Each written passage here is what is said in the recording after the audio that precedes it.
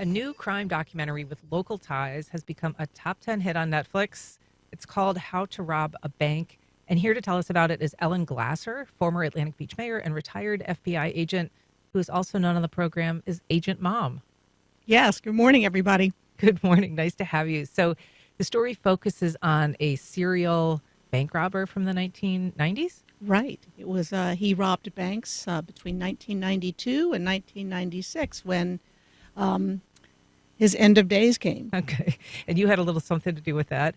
His name was Scott Skurlock, but he went by a different name in your circles. Right. We nicknamed him Hollywood because he wore theatrical makeup into the banks. It turned out to be a perfect nickname for him, given what we found out later in his love of the movie Point Break, and he modeled himself after the character Bodie that Patrick Swayze played. Remind us, not everybody's seen Point Break, although it's become a bit of a cult classic, but in that film, they robbed banks and wore masks. That's right. That's Yeah. right. And it was a movie in the 90s. It's a great movie, but Hollywood watched it with his accomplices and other bank robbery movies too. And so was he wearing Nixon masks or Reagan masks? Presidential masks. Yes. Presidential masks. All right. So he had these elaborate disguises, but he was seriously a threat in terms of being a perennial bank robber. This was in Seattle. He robbed banks also in Portland, but most of them were in particular areas in Seattle, and it was a threat. It was something that really rocked the neighborhoods that he robbed in. So how did you get involved in the case? Well, it's a fascinating story. He had robbed many banks, and then in 1996, I became the supervisor of this joint task force.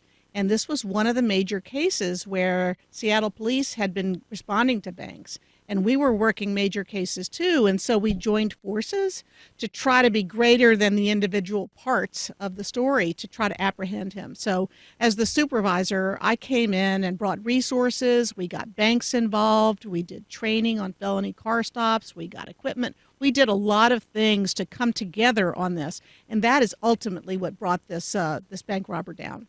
And so what is it that gets the FBI involved when there's something like a series of banks being robbed in a certain area? Is that an automatic, or is that only if it continues? Well, it used to be automatic. We would go to every bank robbery, and most bank robbers are stupid. They really just are. But but Hollywood was at a different level, and because he had robbed so many banks, we had a strategy to try to lure him, and we really did set a trap for him at the final bank that he robbed. What was the strategy? You were sort of mapping out locations or tracking his rhythm of when he would rob banks? We did. And so the detective and the FBI agent, they have a very fascinating interplay in the Netflix documentary. They didn't really get along, but one of the detectives really worked the streets. He knew the streets like the back of his hand. He was out there waiting for Hollywood to hit.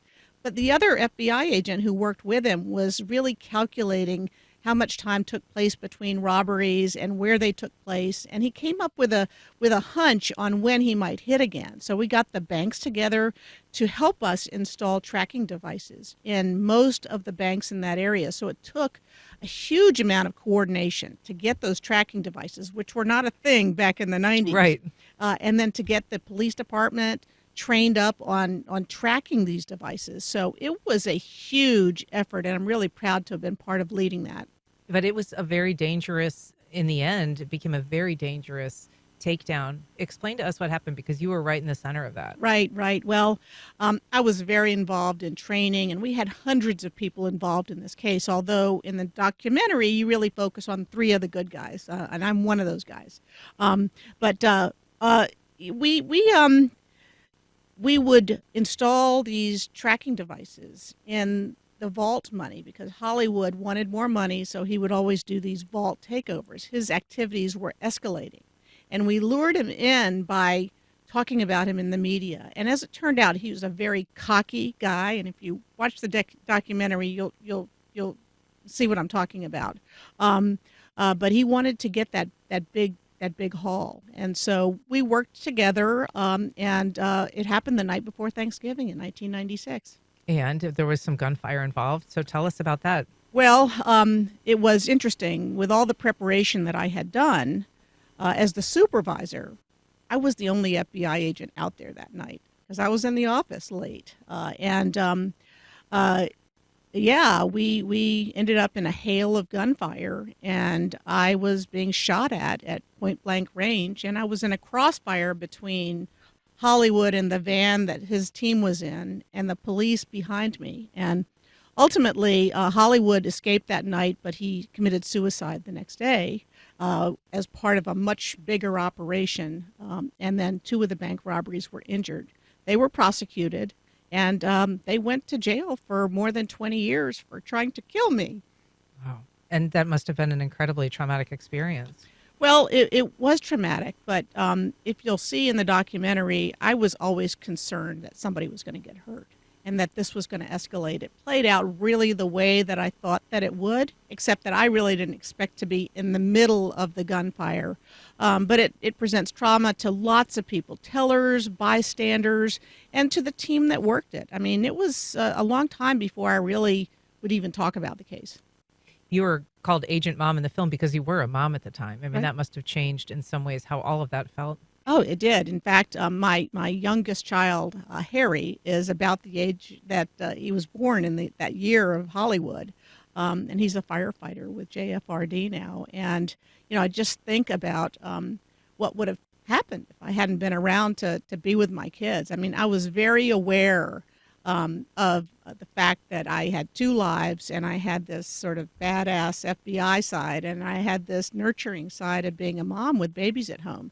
In fact, we were supposed to have pizza that night, and we were supposed to have Thanksgiving dinner the next day, and my kids had to spend Thanksgiving with the neighbors. Wow. And it's interesting how you were located by the producer for this film in Atlantic Beach. He had a connection there as well. That was such a random thing because I always knew this was a great story, but I just never really thought it would be told. And now, 28 years later, I'm happy to talk about the case. I've learned more about it from watching the documentary because there are new things.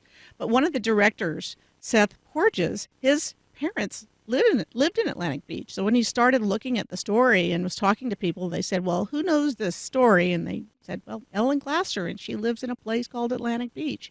And so at that point, we were all hooked. I was happy to cooperate with him, and he's an award-winning journalist, and he did a great job. And of course, when you get Netflix involved, it goes to a whole nother level. And so he called you and said that I'm kind of a constituent. Is that how he reached out? I don't know that I remember those words precisely, but it tracks pretty closely. So you worked on a lot of memorable investigations and cases. You were involved with a terrorism task force here after 9/11. Right. You were involved with Iran-Contra.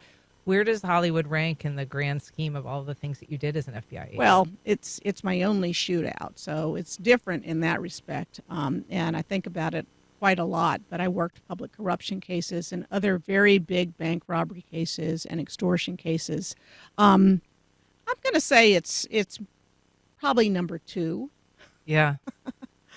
Is it fun to see it now on the big screen? It really is. And again, I mean, it was years before I could really talk about it because we couldn't talk about the tracking devices. We didn't want to divulge the kind of techniques that we used, and I don't want to glamorize or glorify bank robbers Sure. because he did get away with them for a while. But really, I think that it's a great story, and he was such a charismatic character that I just think that it's really interesting to watch it, and I hope other people will too. Well, it's in the top 10 on Netflix, so you can watch it now. Ellen Glasser, thank you so much for being here.